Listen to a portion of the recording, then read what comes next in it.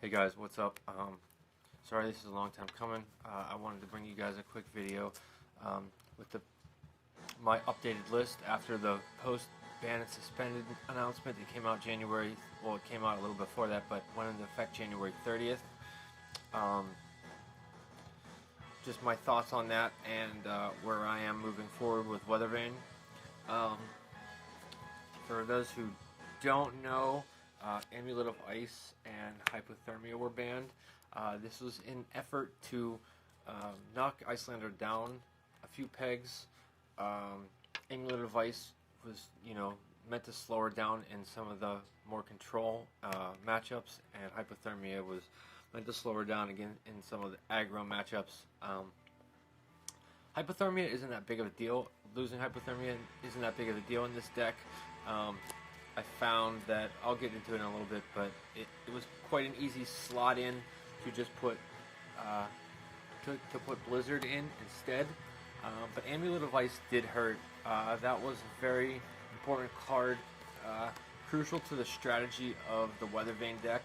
Amulet of Ice definitely let you enacted your disruption strategy, especially in the Guardian matchups and some of the other matchups like that. So losing Amulet of Ice definitely hurt, but after some pretty extensive testing, I found a pretty good replacement. But let's get into the rest of the deck. So just so you guys know, Amulet of Ice and Hypothermia are banned and will suspended until Icelander Living Legends out, which by the looks of it, Michael Hamilton will single-handedly do, unfortunately. But no longer are these cards playable. So moving forward, let's go over the rest of the deck. So obviously this is an Icelander Stormbind classic constructed deck, just like before. Same deck, same Weathervane deck. I'm not going to go over the concepts and everything of it. I'm just going to quickly go through the rest of the deck and why I chose the cards and how to move forward with this. I won't go over the equipment because there is one change noticeable. So I have Coronet Peak as my headpiece. I have Nullrune Hood as my second headpiece. I have Metacarpus Node and Ironhide Gauntlet as my arm pieces. I have Waning Moon, it's the only weapon I use, and Storm Striders, the only boots that I use. Also, notably in this list, is Fendel Spring Tunic. It is the only chest piece that I use. I no longer have Alluvian Constellus. After extensive, hundreds of games of testing into Viserai, Kano, and especially Icelander, I found that Tunic was just better. I got a lot more value out of it. I wasn't too concerned with charging up Alluvian and getting counters off that, and because Waning Moon isn't really part of my core strategy, I found that having that extra resource from Tunic, even in the mirror, was extremely helpful. Being able to break Frostbites with it, being able to respond from a Frostbite with my Tunic counter to enact my strategy, just I felt like I got a lot more value out of Tunic, so I cut Alluvian from the main board. It's no longer in the deck whatsoever. I run Tunic 100% of the time in every single matchup until there becomes a better option. Tunic getting that resource every third turn just really lets me power up my turns and enact my strategy. And even in the mirror, I found that I am completely happy with Tunic. Therefore, I do not run Alluvian anymore. Moving on, let's go over the main deck. I still run a 51 card core main deck. That has not changed. In the main deck, I was running Amulet of Ice. Like I said, that was an extremely crucial and key part of my strategy. I Ice Fuse almost every single turn, being able to, at my disposal, at my will, break Amulet of Ice and force my opponent to discard a card unless they pay 2 resources is insanely powerful, especially in the Guardian matchups. Rhinar Dromai, any matchup like that. There wasn't a single matchup where the Amulet of Ice wasn't good. Even the Block Zero, as they said in the article, the Bandit Suspended announcement, even though Block Zero is still a card that most Icelander players were playing main deck, and Weathervane archetype especially benefited from being able to pop Amulet and force your opponent to discard cards. So in Amulet's place, I run 3 blue Winter's Bite. The upside is it blocks 2 instead of the Amulet blocking 0. It is a blue 0-cost ice card that can come out of Arsenal and create a Frostbite. And I found that while it's not as good as Amulet of Ice, it still does have really good applications. It's still really strong, really powerful, forcing your opponent to discard a card unless they pay a resource, taxing them an additional Frostbite, and then additionally on top of that, it is really good. It's really good on your turn, being able to start your turn off with a Winter's Bite from like a 2-card hand, Winter's Bite, Cornet Peak. There's just a lot of things you can do with Winter's Bite. It is an ice card, so it does fuse, so it helps with all that. So this does slot in nicely. I would say it's like an 75 to 80% match into as what Amulet of Ice did. Actually less than that, but it's not as good as Amulet of Ice. But until we get that back, if we ever do, with as strong as Icelander still is, and Michael Hamilton is proving that, and other people are as well, and the calling this weekend, I doubt we're ever going to get Amulet back, so might as well just get used to it and start practicing with Winter's Bite. I did test, and I do like red Winter's Bite a lot. I tested it, but having the blue is just a lot more important to me, being able to play this from Arsenal. So that's why I went with the blue. The rest of the deck is the same as follows: 1 Heart of Fendel, 2 Energy Potion. The most important cards in the deck now are 3 Insidious Chill. Insidious Chill is so much more important now that I don't have Amulet. So I really value getting these Insidious Chills out. Generally, it's best to play them on your turn so that you're not taking resources from your hand on your opponent's turn by playing them.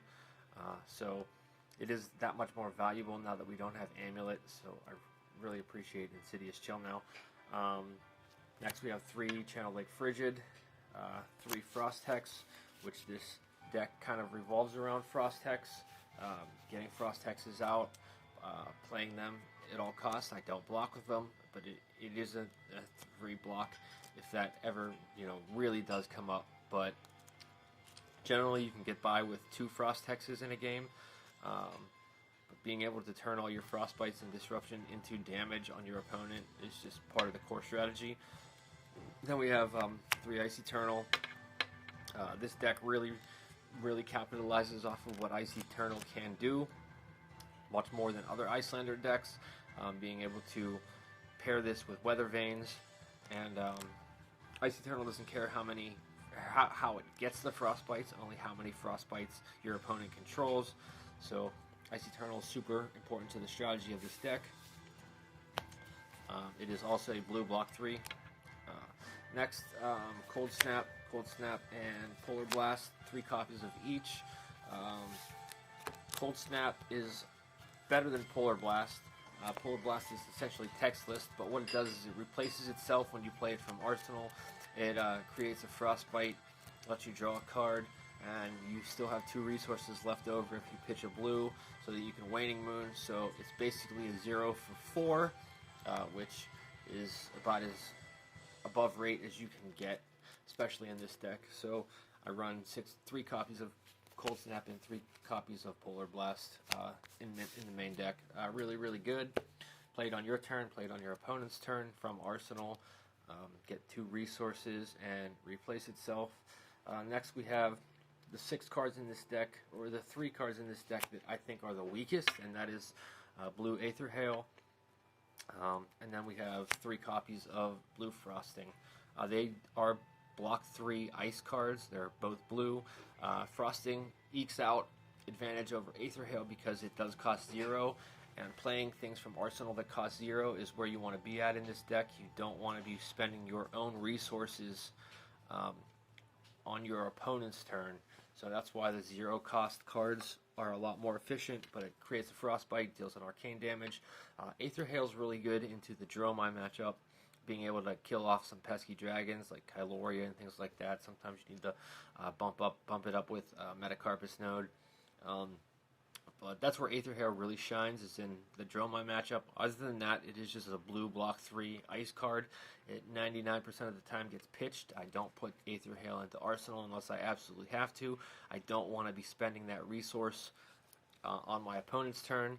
But if you absolutely have to, it is still a 1/4/5 because you are pitching the blue. You are getting the 3 damage off of Waning Moon, you are getting the Frostbite, and you're getting the 2 damage off of Aether Hail. So it's not terrible, and for that, it still is main deck.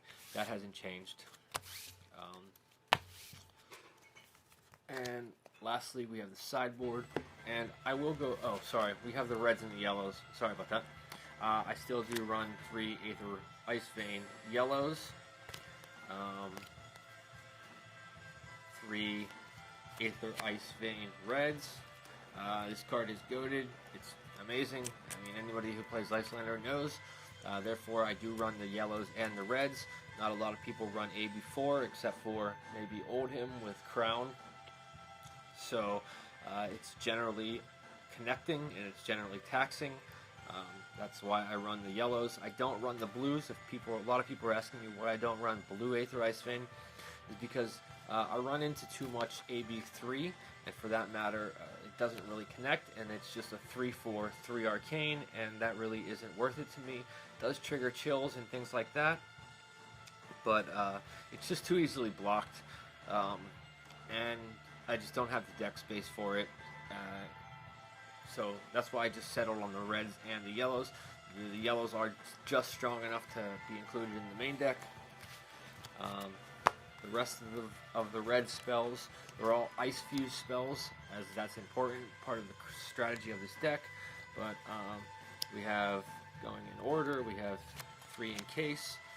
Even though this is only 3, it is a 0 cost card, so it pairs really, really well with Weathervanes and things like that. You can sometimes pair 2 or 3 Weathervanes with an Encase, because Encase costs 0. And into the matchups that have less than 3 AB, this card is goated. It'll freeze their hero ability and all their equipment. It'll lock them out of their tunic resource. I mean, this card has won me so many games, it's not even funny.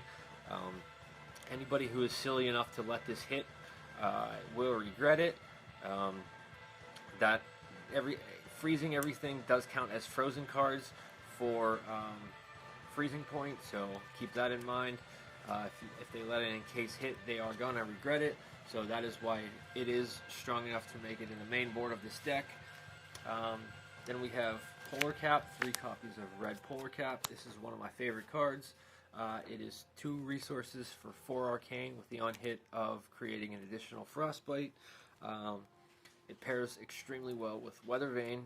You can play Polar Cap and Weathervane off a 4-card hand, creating up to 5 additional Frostbites, dealing arcane damage, triggering your chills, and things like that. Polar Cap is just super goated.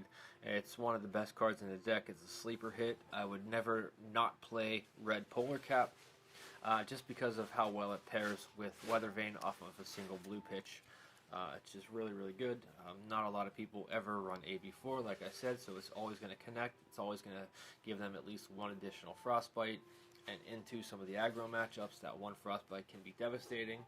I'm never unhappy to see Polar Cap in my hand. And then lastly, we have the best card in the deck, hands down, which is Freezing Point. When you have some practice with this deck and know how to use Freezing Point, this card can easily reach over 20 damage. It's insane. Hitting somebody with a 20 plus damage Freezing Point will induce all of the salt in the world. You will get rage quits on Talishar. You will get people just being super upset in real life. Freezing Point is just absolutely goated. There's nothing better than hitting somebody with a just massive Freezing Point and closing out the game. Icelander just doesn't have that ability to just reach these massive numbers like Kano does without freezing point. And combining it with 1 or 2 Weathervanes, Frost Hex, and other frostbite inducing cards, this freezing point can just become massive. Other than that, it's just a 3 for 5, which is below rate. But when you combine it with things like Encase and Weathervane and things like that, I mean, freezing point's just goated. It's just insane.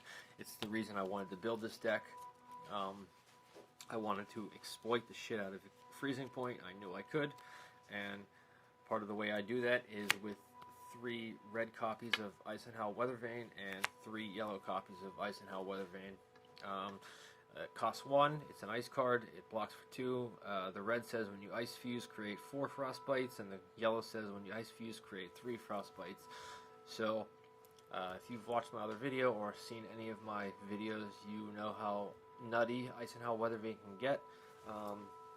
It is probably one of the easiest and only ways to beat fatigue decks, like Fatigue Odom and things like that, pitching your Weathervanes, pitching your freezing points, pitch stacking your Ice Eternals, and just hitting them with absolutely devastating amounts of damage turn after turn. It also lets you just pretty much say no to your opponent. No, you cannot play the game.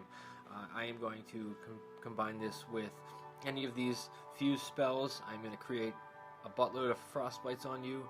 I'm going to time walk you every single turn, and then I'm going to turn those frostbites around and have them bite you in the ass with things like Frost Hex. So, I mean, the list goes on of why I chose Ice and Howl Weathervane as my deck of choice, but just being able to disrupt more than anybody else, and with a lot of practice and with a lot of dedication to this deck, it's pretty nutty. So that's the main deck, and then I will go over the sideboard a little bit and reasons I chose things. So replacing Hypothermia is Blizzard. It's pretty much a 1-to-1 replacement as far as I'm concerned. Hypothermia was only a sideboard card, and it only really shined in the Dash and Briar matchup. Those are the 2 heroes that have the most amount of unnatural go again, and being able to shut off their turns and time walk them with, you know, also Katsu as well. If he was silly enough to lead with a Kadashi, that meant he was holding 4 cards and only dealt 1 damage that turn. But Blizzard is a pretty nice replacement. It actually has a little bit more utility than Hypothermia did, because it can take away go again instead of not letting anything gain go again. So anything that has natural go again can be stripped away with a well-timed Blizzard. So it's better into matchups like Fi and other heroes like that. It is still really good into Dash. It's still really good into Briar. It doesn't block, which is a problem, but it is an ice card. It is an instant, so it doesn't turn on Waning Moon. You need to be cognizant of that. But it is still a sideboard card. Most of the matchups I will bring this in would be Katsu, Fi, Dash, Briar, any of the aggro heroes. Blizzard comes in. Other than that, it stays out. It's just a sideboard card. Next, I have 3 blue Arctic Incarceration. This card is really good in certain matchups and absolutely mid in a lot of other matchups. But played from Arsenal, it can create 2 frostbites, one on the trigger of Icelander's hero ability, and 1 from Arctic Incarceration itself. It is a 0-cost blue ice card that comes out of Arsenal quite nicely. You don't have to pay for it. But with a couple Frost Hexes, 3 Frost Hexes out, 2 Frost Hexes out, it does become a 0 for 4 or a 0 for 6. So that is pretty good. It's really good in those long grindy matchups like Fatigue Odom or Bravo, when you do have the chance to get all your Frost Hexes out, pitching your Arctics for late in the game, being able to play Arctic Incarceration from Arsenal, giving them 2 Frostbites equaling up to 6 damage. It's pretty efficient. Turns on your Waning Moon, you know, an extra 3 damage. So one blue pitch can equal 9 damage, which is pretty good. So Arctic Persuasion stays in the sideboard. Like I said, this comes in mostly for the more control matchups. And sometimes it comes in for Phi as well, just 1 or 2 copies, because from Arsenal 2 Frostbites can't shut down a turn if he has an all-red hand or something like that. So it can be good. It does have applications such as that, but mostly, like I said, this is pitched for later, and second cycle, third cycle comes around, and you have all your Frost Hexes out. That's where this card really shines. Next we have, I'm going to clump these together, we have Brain Freeze, blue, and Icebind, blue. These are basically the same card. They are both Elemental Wizard actions, they both block for 3, they're both blue, and they both cost 0. It is just the text on them. They both have Ice Fusion as well. I either bring 3 copies of one of these 2 cards into every single matchup. This is, like, if I run 51 cards in my main board, this is card 52, 53, and 54. One of these cards come into every single matchup. This is either 52 through 54 or 52 through 54. Now, Icebind comes in to all of the control matchups, and Brain Freeze comes into all of the aggro matchups. Typically, if you're going to be facing an opponent who more redline wants to play a lot of 0-cost attacks, 0-cost actions, Brain Freeze comes in. It's really good in there.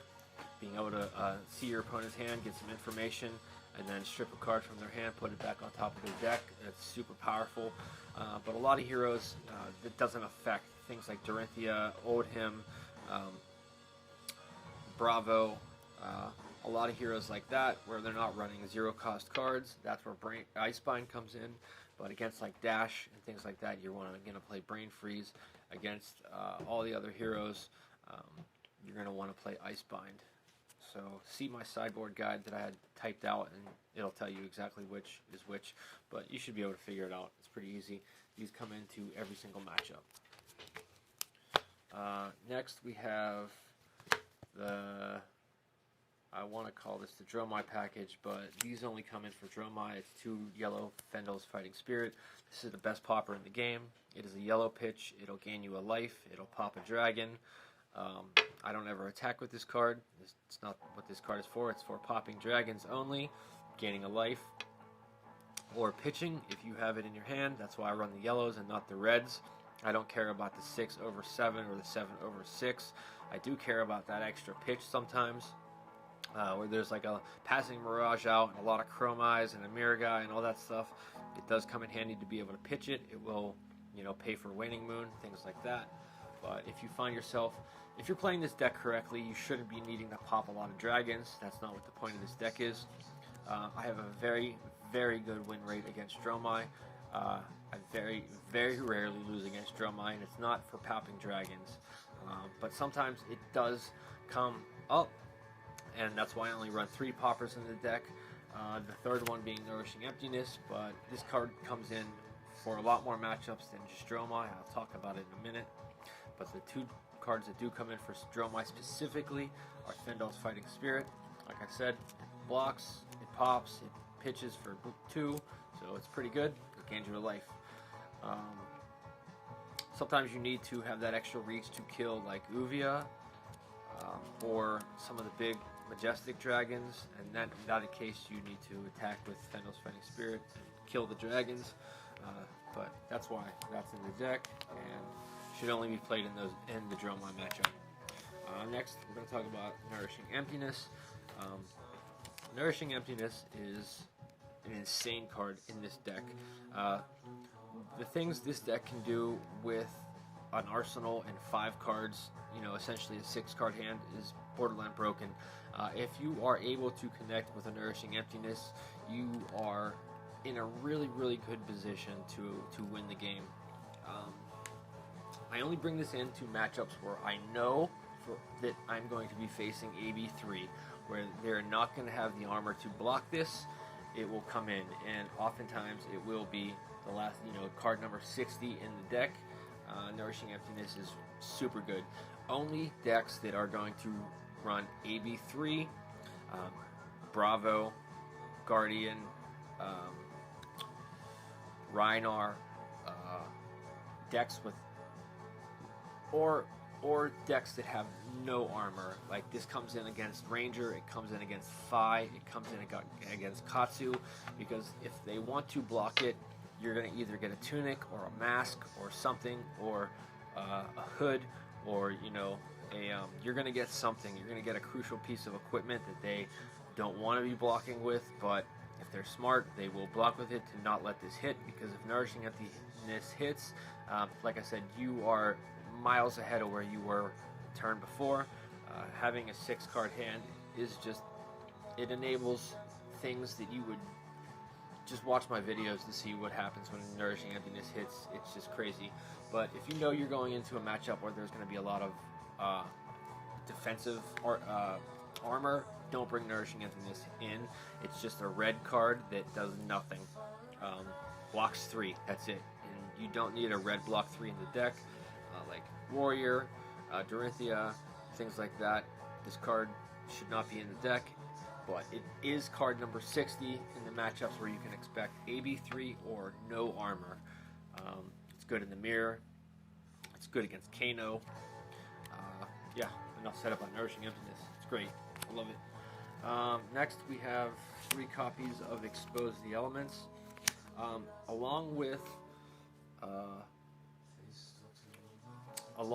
some other things. Expose the Elements is one of the only ways you are going to beat Fatigue Oldhim. It is one of the only ways you're going to beat Oldhim in general, is by exposing his crown. And it's not one of the only ways, but it is a very key piece to beating Kano. Being able to expose their Striders or expose their crown is going to really enable you to win that game. All throughout ProQuest season, which I had 3 top 8s. I played an insane amount of Oldhims, and I was able to expose every single one of Oldhim's crowns. There was not a game against Oldhim that I played where I was not able to expose his crown. Sometimes as early as turn 1 or 2, and that, in which case you're just going to win that game. But learn how to play exposed, learn when to use it, learn to give the frostbite so that they can't activate things like their E-pots and stuff like that, and then expose. Be mindful, an E-pot will shut down expose, but there are numerous ways around that. This deck is super good at generating frostbites, and being able to put those frostbites on the stack means that they cannot activate their E-pot. So being able to expose the crown or their boots is really, really important. This card only comes into the Wizard matchups, Icelander, Kano, and Oldhim. In the Icelander matchup, you want to expose Alluvian Constellus first, and then expose their boots. But I'm not too worried about exposing Stormstriders in the Icelander matchup, only in the Kano matchup. But in the Icelander matchup, you want to expose Alluvian Constellus first. Get rid of Alluvian, because they will get so much value out of Alluvian. They will be able to break all your frostbites. They will be able to outvalue you in that game. So get rid of Alluvian first with expose. And the last 3 cards in the deck are Eisenhower Weathervane Blue. There's a lot of people who don't like this card, but I really do. The only reason I run 3 is because it's just card number 80. I don't have another better card. Honestly, you could, if you wanted to, run a 1 of Command and Conquer instead of a 3rd Eisenhower Weathervane Blue. But what's the point of just running 1 CNC? If you're going to run more than, if you're going to run CNC, you're going to run more than that. It's really good in the Fi, it's really good in the Ranger, things like that. But I do run 2 Eisenhower Weathervanes in just about every matchup except for Dromai. That's why he's in the sideboard. But Eisenhower Weathervane from Arsenal on like the kill turn is really great. This can be a 1 for 9 and even higher, combined with freezing point and things like that. When you're breaking your Striders, playing this from Arsenal, creating that many more frostbites and dealing that much more damage. Tacked on to freezing point. And in the aggro matchups, you know, just creating as many as 2 frostbites can be enough. So it is really good. It's generally just used for ice fusion and for pitching. That's generally it.